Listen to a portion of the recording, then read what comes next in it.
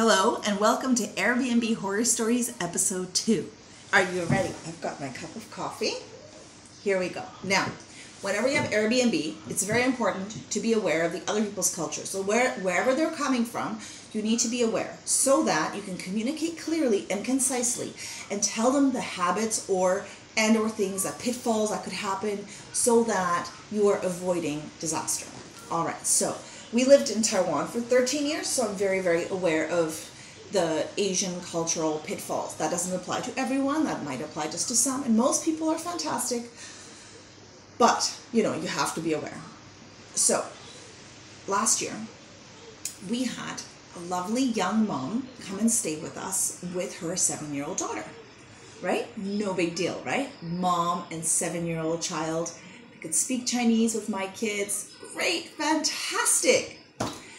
So when they came, we explained, like where the kitchen was and where, the microwave was and to clean up after yourself, all of that, no big deal.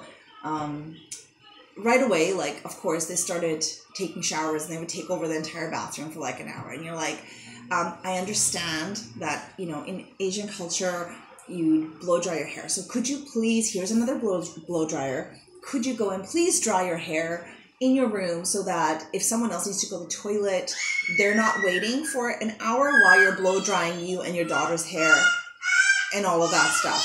What is it? What's Peppa Pig doing? Okay.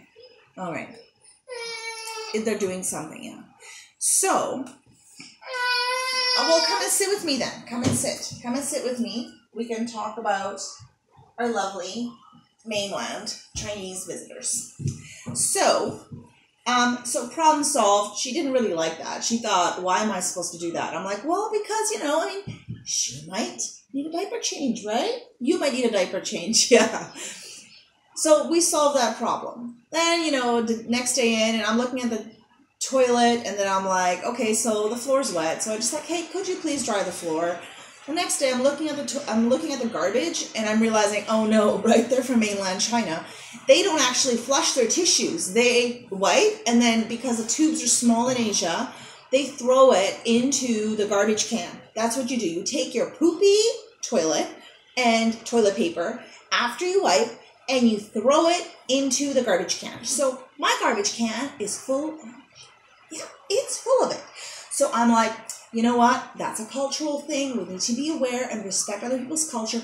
Let's just explain it to her. So again, we explain it in English and Chinese. We explain.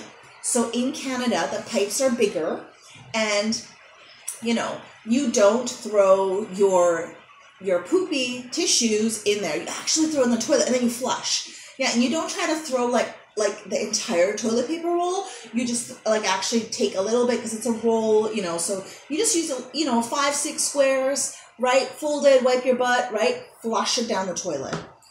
Next day, toilet is full of poopy toilet paper tissues again. The next day again. Every day I'm telling her. I'm like, please don't do this. It is not my job to go and clean your poop. It's just not. I'm not cleaning your poop.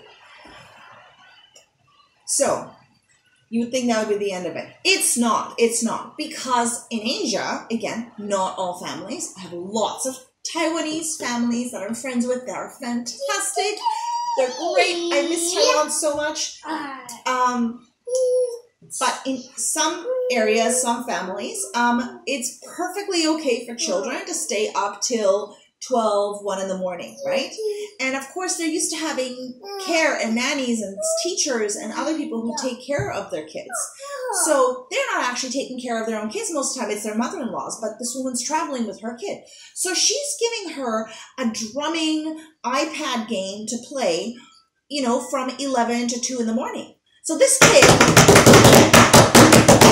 drumming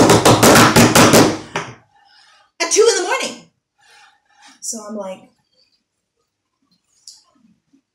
could you please not play that game since it is after 10, it's quiet time, everyone's sleeping, But she's going to cry. She's going to cry. Yeah. Go stay in a hotel or rent an entire suite to yourself. Because it's not okay in Canada. It's also not okay to go and leave your in the garbage in the toilet. It's really not. So not a terrible story that bad, you know, but it was quite disruptive to our family life. Since we had drumming at 2 a.m. and poop in the toilet. So Airbnb horror stories, that was number 2.